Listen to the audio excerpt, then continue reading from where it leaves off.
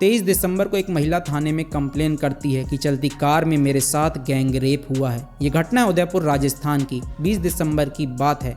IT company के CEO का birthday था तो होटल में पार्टी हुई। पीड़िता भी उस कंपनी में मैनेजर थी तो वो भी करीब रात 9 बजे पार्टी में पहुंच गई। करीब रात 1:30 बजे तक पार्टी चली। अब पार्टी थी तो सारी व्यवस्थाएं भी थी, जिसको खाना हो खाओ, जिसको पीना हो पियो। पार्टी खत्म होते होते पीड़िता की तबीयत हल्की खराब हो गई।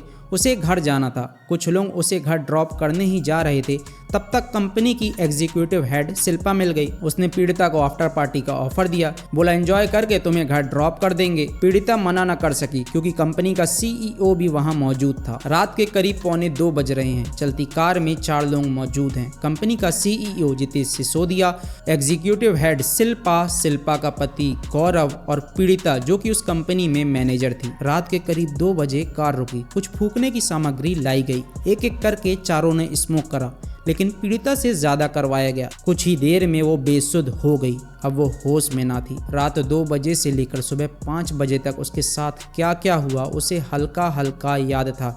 बीच बीच में उसे थोड़ा होश आया था, लेकिन नशा इतना ज्यादा था कि वो कुछ कर ना सकी। सुबह 5 बजे उसे घर ड्रॉप किया गया। किसी तरह वो अपने घर पहुंची। जब पूरी तरह उसे होश आया तब उसे असहनीय दर्द का एहसास हुआ। उसके प्राइवेट पार्ट पर जख्म थे। अंडरगारमेंट्स और मोजे गायब थे। पीड़िता को समझ आ चुका था कि उसके साथ गैंग रेप हुआ है। 20-21 दिसंबर की रात की ये घटना है और 23 दिसंबर को महिला पुलिस में कंप्लेन करती है कि 3 घंटों तक लगातार मेरे साथ रेप हुआ है। तीनों ने बारी बारी से मेरे साथ गंदा काम किया है। एक महिला के होते हुए दूसरे महिला के साथ रेप हो रहा था।